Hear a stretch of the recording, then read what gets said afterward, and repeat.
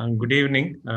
Thank you, Dr. IP, for organizing this and inviting me to give a talk on a topic related to trauma. I selected this topic of complications and avoidance in decompressive craniectomy as many of us do that, but I know that you don't do. But this will help in promoting actually your concept that how many complications are there in decompressive craniotomy and how it can be better. Complications of decompressive craniotomy. There are few papers, not many papers, on complications and an analysis of complications following decompressive craniotomy. The incidence of complications is quite high. If you see at the incidence of complication, it ranges from almost 40% of the time people have some form of complication. And the commonest complication is subdural effusion. And the next common is cerebral herniation, external herniation, and followed by post-traumatic hydrocephalus. And 10% of them can also have sinking flap syndrome. Now, with this high incidence, is it worth doing a decompressive craniotomy for all the head injury patients? Now, this has been controversial. If we go back 10 years ago, there are a lot of papers where it was controversial whether really it was helpful or not. Now, the trial, DECRA trial, which they published in 2011, in that the mortality was similar whether they had a surgery of decompressive craniotomy or no surgery, almost 19 and 18%. So there was no significant difference with decompressive craniotomy. Then is it worth doing decompressive craniectomy? Now, after the DECRA trial, we had rescue ICP trial, where it was a randomized evaluation of surgery for craniectomy for raised uncontrollable ICP, and they published in 2016, and we know the results of that. The results in 2016, they said that when at 6 months, there is a significant reduction in the mortality. In medical group, it is almost 48%. It reduced to 26%. And when it came to 1 year, the mortality came down from 52% to 30%. And the patients who were independent also they increased. So this is these results are quite encouraging that some form of decompression has to be done.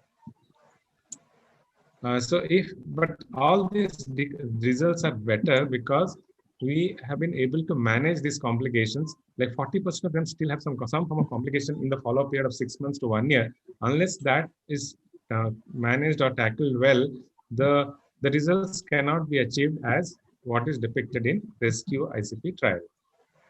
Now, what are the complications? The complications, it can be early or late. Early, it can be hemorrhage, or the hematoma can expand because of the tamponade effect is gone whenever the decompression is done. It can be at on the site of surgery, or it can be on the opposite side. If the size of the craniectomy is small, there can be cerebral herniation through that. If the techniques are not good, you can have wound complications or like hematomas, or you have CSF leaks, or you can have infection if you're not good at asepsis, as most of the are done in emergencies, and seizures. Late, after 1 month, you can have subdural hygroma, you can have hydrocephalus, or sinking flap syndrome. Now, what do we do to reduce these complications? As I had explained this, the complications are highest, almost CSF-related, absorption-related complications are almost to the extent of 40%. That means every alternate patient whom we do surgery will come with some form of CSF-related complication. Now, this is one of the commonest complications of subdural effusion, either on the side of surgery or opposite side of surgery. Now, this develops because there is a defective absorption following surgery. There are many causes of this. One cause can be the basal systems are obliterated, so absorption is defective. The other cause is, the other CSF-related complication is developing subdural effusion on the opposite side. And if one sees this scan of patient, then one will always jump to doing a burr hole on the opposite side, assuming that there is a midline shift. And one can see here that not only there is subdural effusion on the opposite side, but there is an interhemispheric subdural effusion also. Now, these, when one sees this interhemispheric subdural effusion, one has to be cautious that one need not do only a burhole because it will not work, because interhemispheric subdural effusion is a harbinger that probably patient will develop post-traumatic hydrocephalus. So these are the patient probably has to be told that they may need a shunt, either a ventriculoperitoneal or a subduroperitoneal, rather than just doing a burhole and reducing the release, evacuating the subdural effusion or subdural fluid. Now, this case, which one of my colleague had done the surgery, she first did as a burhole tap. The midline shift came down. Patient was fine for 1 week, and again after 1 week, this is what happened. The patient again had developed hydrocephalus. Again, subdural reappeared. There is another scan which I don't have, where the hydrocephalus had significantly increased. So in this case, what we discussed and we did was not a ventriculoperitoneal, because we are confused that it might cause again midline shift. So we did a subduroperitoneal. You can see here the catheter tip here, and following the subduroperitoneal shunt, all the mass effect has come down and the patient improved in his condition. And now he's planned for a cranioplasty. So the development of interhemispheric effusion, subdural effusion, and hydrocephalus is a continuum process. They are not separate. So it's a combination of an internal hydrocephalus and external hydrocephalus. If one takes care of the external hydrocephalus, then it settles down. So one need not do a ventriculoperitoneal shunt in this case. So what are the factors associated where all patients who have a higher chance of developing subdural hygroma? As I mentioned, if a patient has intermittent CSF hygroma, then they develop post-traumatic hydrocephalus.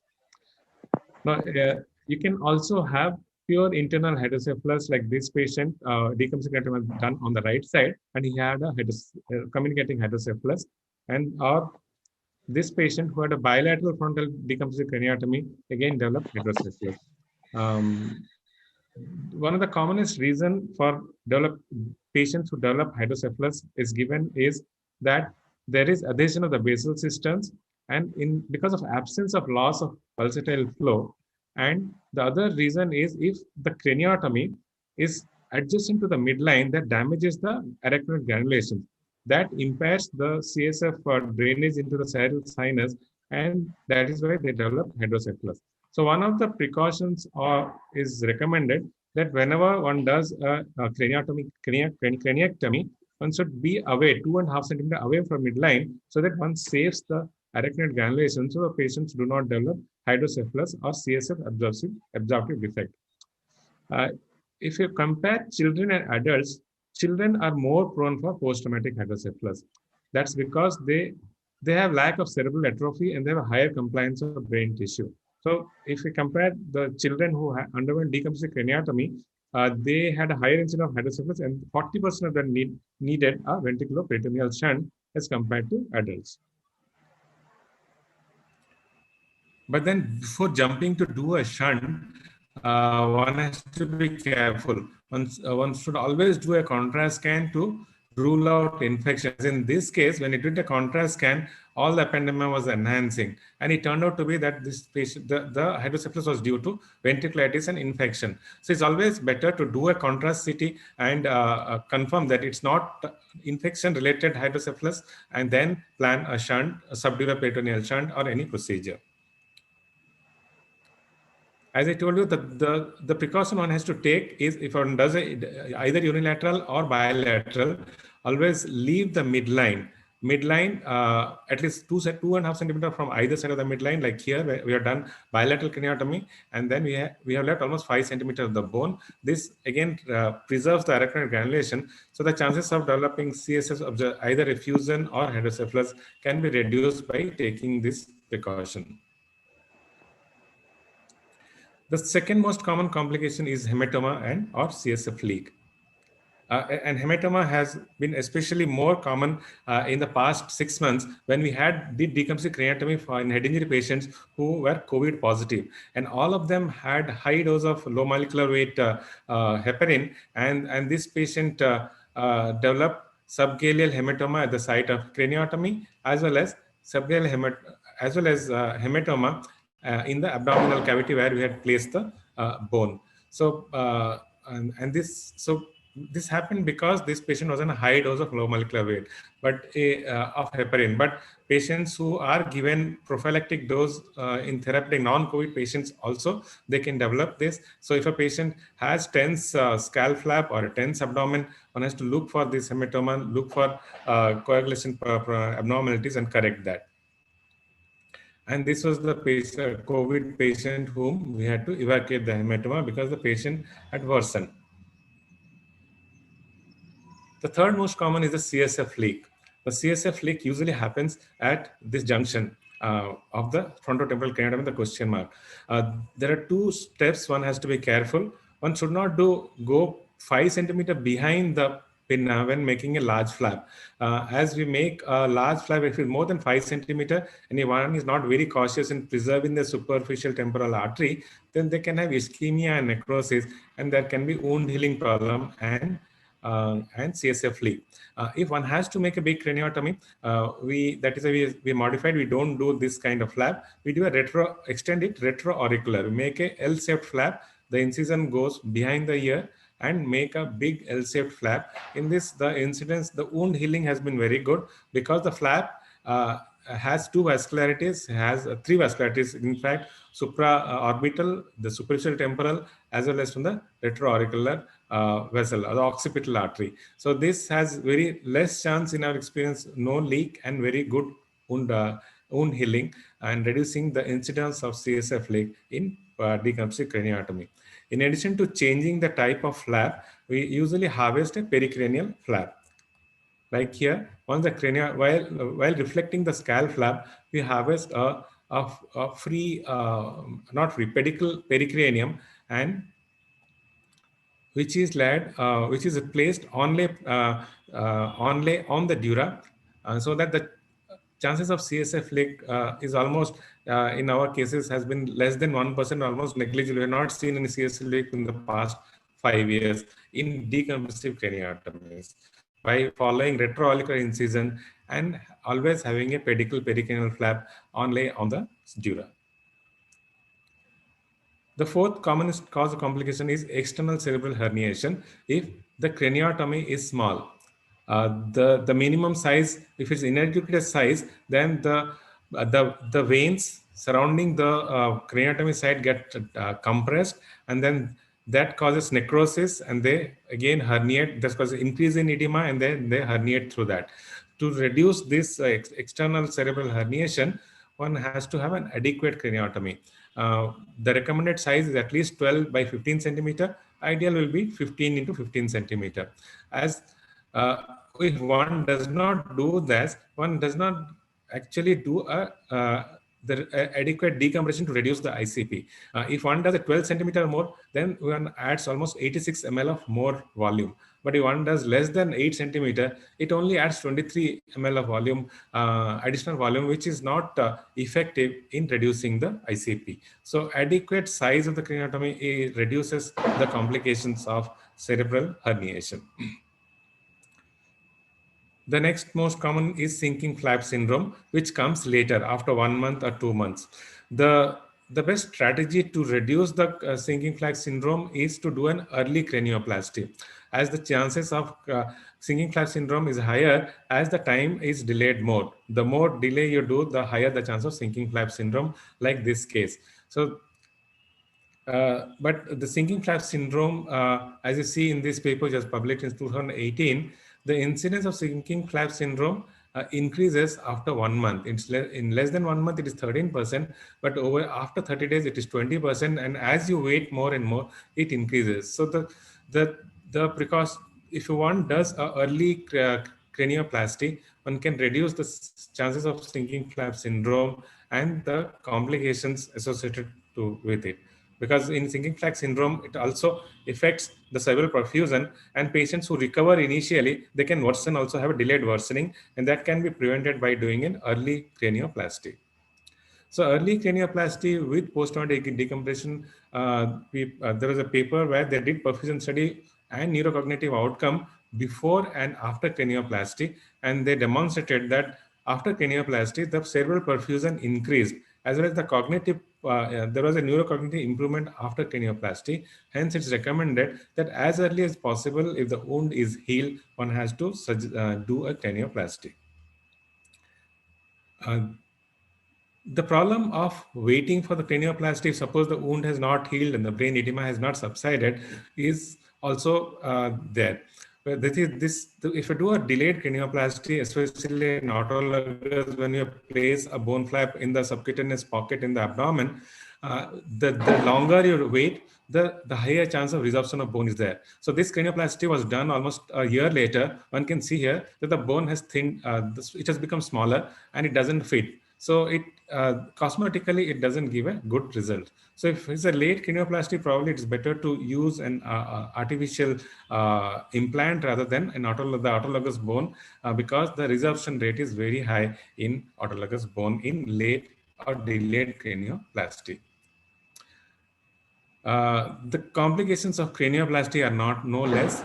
The commonest complication is bone resorption from 1 to 18%, and surgical site infection is almost 5 to 12%. So one has to take precaution how to reduce the bone resorption rate and surgical site infection, as these are the two things which are preventable. Whereas hydrocephalus, I've already discussed, and seizures, one has to give anticonvulsant.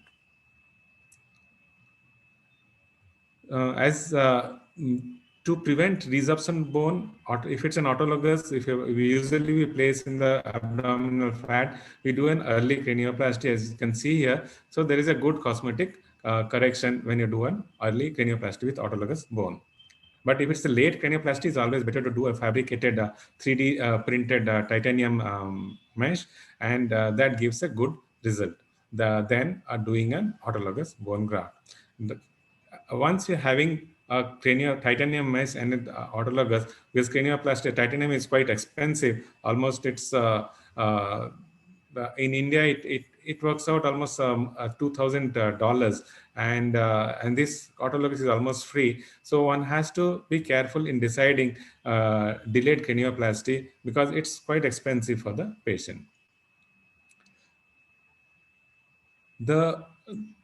The common myth is that when you use a foreign material, that the chances of infection probably will be higher, and in autologous the infection will be less.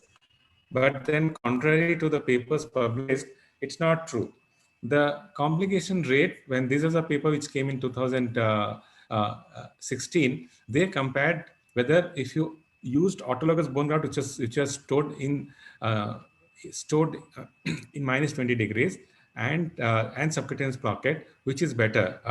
The autologous bone graft stored outside and stored inside.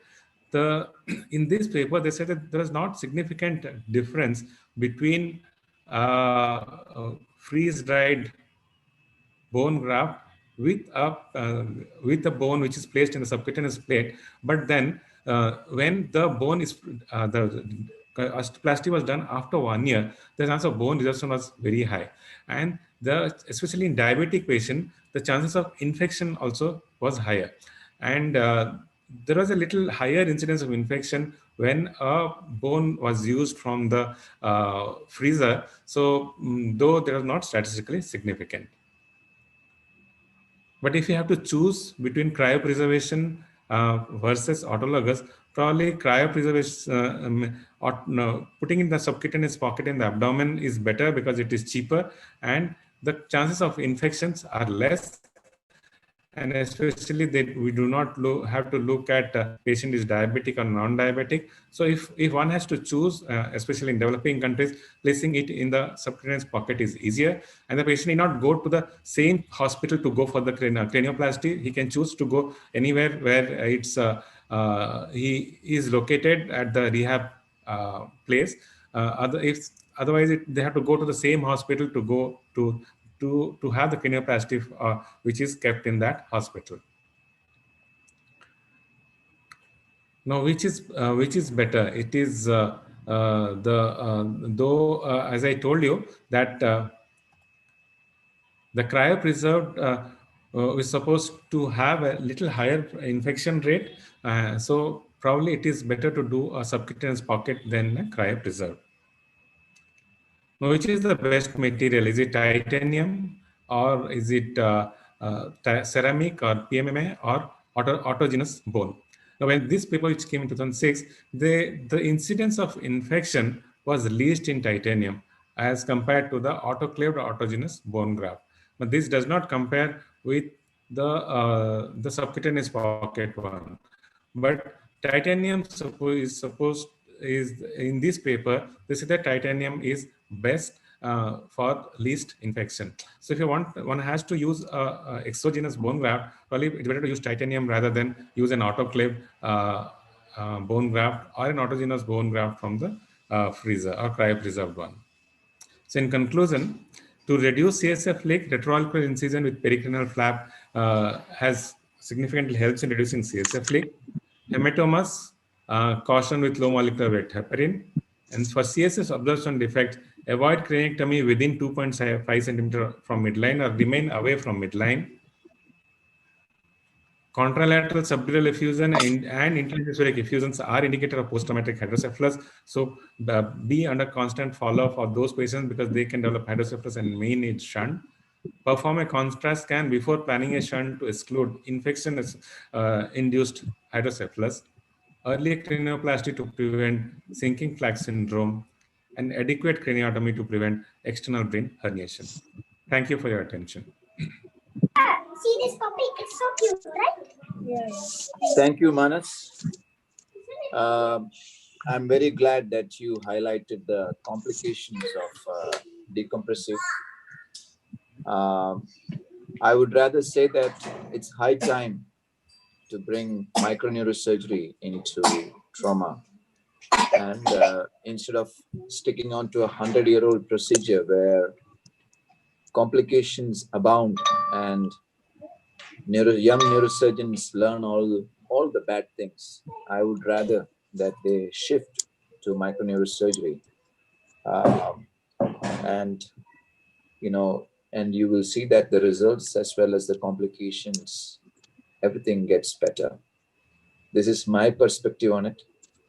Now we will ask Nilesh to call the next speaker. Yes. Actually, we have one question from one of the participants. Hello. Yes. Yeah.